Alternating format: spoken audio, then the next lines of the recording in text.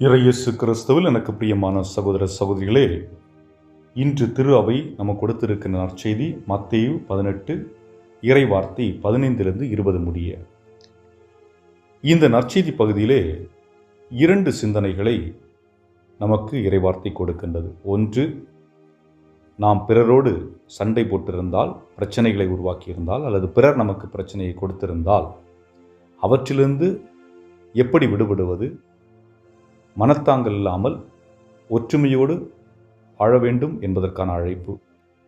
இரண்டாவதாக, இயேசு கூறுகின்றார், என் பெயரால் 2 அல்லது 3 பேர் எங்கே கூடியிருக்கிறீர்களோ அவர்கள் மத்தியிலே நான் இருக்கின்றேன் என்று சொல்லுகின்றார்.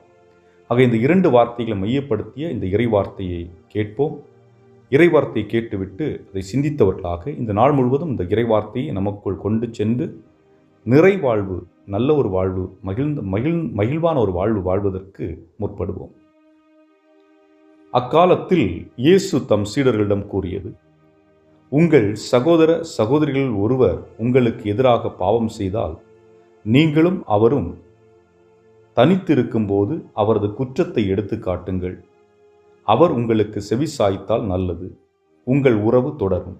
இல்லையென்றால் 2 அல்லது 3 சாட்சிகளுடைய வாக்குமூலத்தால் அனைத்தும் உறுதி செய்யப்படும் என்னும் மறைநூல் மொழிக்கு ஏற்ப உங்களோடு 1-2 பேரை கூட்டிக் கொண்டு போங்கள்.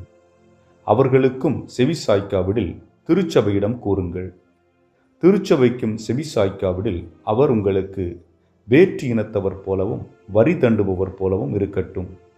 மண்ணுலகில் நீங்கள் தடை செய்பவை அனைத்தும் விண்ணுலகிலும் தடை செய்யப்படும். மண்ணுலகில் நீங்கள் அனுமதிப்பவை அனைத்தும் விண்ணுலகிலும் அனுமதிக்கப்படும் என நான் உறுதியாக உங்களுக்கு சொல்கிறேன். உங்களுள் இருவர் மண்ணுலகில் தாங்கள் வேண்டும் எதை குறித்தும் மனமொத்திருந்தால் விண்ணுலகில் இருக்கும் என் தந்தை அதை அவர்களுக்கு அருள்வார். ஏனெனில் 2 அல்லது 3 பேர் என் பெயரின் பொருட்டு எங்கே ஒன்றாக கூடியிருக்கின்றார்களோ அங்கே அவர்களிடையே நான் இருக்கிறேன் என உறுதியாக உங்களுக்கு சொல்கிறேன். இது ஆண்டவரின் அருள்வாக்கு. இறைவா உமக்கு நன்றி. அன்புமிக்கவர்களே, முதல் சிந்தனையாக, சகோதர சகோதரிகளிடையே சண்டை போட்டிருந்தால் அல்லது நண்பர்களிடையே சண்டை போட்டிருந்தால், கணவன் மனைவியிடையே சண்டை போட்டிருந்தால், ஏதாவது மனத்தாங்களோ பிரச்சனைகளோ இருந்தால் அதை எப்படி சரி செய்வது? நான் ஒருவரிடம் சண்டை போட்டிருக்கின்றேன் என்றால் அல்லது அவர் என்னிடம் சண்டை போட்டிருக்கின்றார் என்றால், எந்த நேரத்திலே ஒருவர் மற்றவர் நிதானமாக இருக்கின்றார்களோ அந்த நேரத்திலே அவர்கள் அருகில் சென்று அவர்களின் மெதுவாக பேசி தவறை சுட்டி காட்டுங்கள் என்று குறிப்பிடுகிறார் இயேசு. அதாவது, நீங்கள் முதலில் செல்லுகின்ற பொழுது வேறு எவரையும் துணைக்கு அழைத்து செல்ல வேண்டாம். நேருக்கு நேராக பேசுங்கள், கண்களை பார்த்து பேசுங்கள். முடிந்தவரை ஒருவர் மற்றவரை புரிந்து கொள்வதற்கு முயற்சி செய்யுங்கள். வீண் விதண்டவாதம் வேண்டாம் என்று இயேசு குறிப்பிடுகின்றார். காரணம், இங்கே நேரடியாக ஒருவர் மற்றவரோடு பேசுகின்ற பொழுது ஒருவர் மதிக்கப்படுகின்றார்கள்.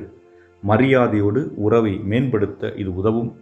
மாறாக தண்டிப்பதற்கோ அல்லது நான் நல்லவன் நீ கெட்டவன் என்று சுட்டி காட்டுவதற்கோ அல்ல.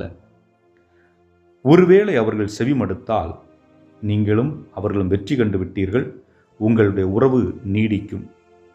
ஒருவேளை வெற்றி கொள்ளவில்லை என்றால் கவலைப்பட வேண்டாம், அடுத்த கட்டத்தை நோக்கி நகருங்கள் என்று சொல்லுகின்றார் இயேசு. அதாவது, உங்கள் சகோதரோ சகோதரியோ கணவனோ மனைவியோ உங்களுடைய வார்த்தைக்கு செவி கொடுக்கவில்லை என்றால் இன்னும் உங்களோடு ஒருவரை அழைத்து செல்லுங்கள். அந்த நபர் உங்களுக்கு உதவி செய்யக்கூடியவராகவோ அல்லது மற்றவருக்கு ஒரு சார்பு நிலை எடுக்கக்கூடியவராக இருக்கக்கூடாது. மாறாக நடுநிலை உள்ளவராக இருக்க வேண்டும். இருவருடைய பக்கத்தில் உள்ள நல்லதையும் இருவருடைய பக்கத்தில் உள்ள கெட்டதையும் சொல்லக்கூடிய ஒரு நபராக இருக்க வேண்டும். இங்கே யார் சரி என்று நிரூபிக்க அல்ல, மாறாக ஒருவர் தன்னுடைய தவறை புரிந்து கொண்டு வாழ்வை மாற்றி அமைப்பதற்கு இது ஒரு உதவியாக இருக்கும் என்பதற்காக தான். ஆக இதற்கும் செவிமடுக்கவில்லை என்றால் திருச்சபையிடம் அறிவிக்க சொல்லுகின்றார். காரணம், திருச்சபை என்பது வழிபாடு நடத்தும் இடம் மட்டுமல்ல, மாறாக துயரத்தில் இருக்கும் மனிதர்களின் காயத்தை குணப்படுத்தவும் திருச்சபை நமக்கு தேவை. ஆக திருச்சபையின் பணி என்பது வழிபாடை தொடர்ந்து இறைப்பணி. இறைப்பணி என்பது இயேசு செய்த பணி. நோயாளிகளோடு, தனிமையில் இருப்பவரோடு, ஒடுக்கப்பட்டவர்களோடு, இவர்களோடு இணைந்து பயணிப்பது, அவர்களுக்கு தேவையான உதவிகளை புரிவதுதான் அந்த திருச்சபையின் பணி. அதை நாமும் செய்ய வேண்டும் என்பது. ஒருவேளை திருச்சபைக்கும் அடிபணியவில்லை என்றால் அவர் புற இனத்தாராக கருதப்படுவார். அதாவது மனம் மாற தொடர்ந்து மறுக்கும் கல்லான இதயம்.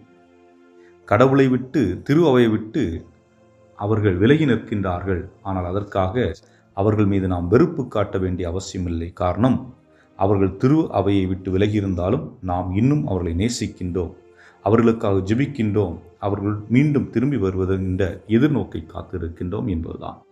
ஆக எவரொருவரும் கிறிஸ்துவனுடைய பார்வையிலிருந்து விலகி இருக்கப் போவதில்லை. இரண்டாவதாக பார்க்கின்ற பொழுது, எங்கே 2 அல்லது 3 பேர் கூடியிருக்கின்றார்களோ அவர்கள் மத்தியிலே நான் இருக்கின்றேன்.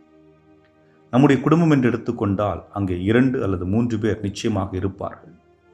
ஆனால் 2 அல்லது 3 பேர் ஒரே சிந்தனையோடு ஜெபிக்க வேண்டும் என்று சொல்லுகின்றார். அங்கு இருக்கின்றவர்கள் ஒரே சிந்தனையோடு ஜெபித்தால் இறை ஆற்றல் அங்கு இறங்கும். நாம் ஒரு வீட்டில் இருக்கின்றோம். வீட்டில் இருக்கின்றவர்கள் ஒவ்வொருவரும் வெவ்வேறு சிந்தனைகளை வைத்திருந்து இறைவனிடம் வேண்டினால் நிச்சயமாக இறை ஆற்றல் அங்கு இறங்காது. ஆனால் அதே நேரத்திலே ஒரே சிந்தனையோடு ஒரே கருத்திற்காக அந்த 3 அல்லது 4 பேர் ஒன்றாக சேர்ந்து ஜெபித்தால், அது இறைவனுக்கு உடன்பட்டிருந்தால் நிச்சயமாக அது நிறைவேறும் என்பதுதான். ஆகவே அன்புக்குரியவர்களே, சிந்திப்போம். பழிவாங்கும் எண்ணம் நமக்கு வேண்டாம். பிரச்சனைகளை தீர்ப்பதற்கு தாழ்ச்சியோடு, மன தைரியத்தோடு அணுகுவோம். இங்கே பிறரை மாற்ற முற்படுவதை விட தன்னை மாற்ற முற்படுவது மிகவும் தேவையானதாக இருக்கிறது. அதுபோன்று ஒன்று சேர்ந்து ஜெபிப்போம், ஒரே கருத்திற்காக ஜெபிப்போம், ஒற்றுமையாக இருப்போம். என்றும் வாழும் எல்லாம் வல்ல இறைவா, உம்முடைய அன்பினை எங்களுக்கு ஒவ்வொரு நாளும் இறை வார்த்தையின் வாயிலாக பிரதிபலித்து கொண்டிருக்கின்ற உம்முடைய கிருபைக்காக உமக்கு கோடான கோடி நன்றியை கூறுகின்றோம். இந்த நாளும் நீர் எங்களோடு இருந்து எங்களை வழிநடத்தவும், இந்த நாளிலே வர இருக்கின்ற ஒவ்வொன்றிலும் நாங்கள் வெற்றி காணவும், எங்களை சோதிக்கின்ற ஒவ்வொன்றிலும் நாங்கள் வெற்றி பெறவும் வேண்டிய அருளையும் ஆற்றலையும் எங்களுக்கு அளித்தருள எங்கள் ஆண்டவராகிய கிறிஸ்து வழியாக மன்றாடுகின்றோம். ஆமேன்.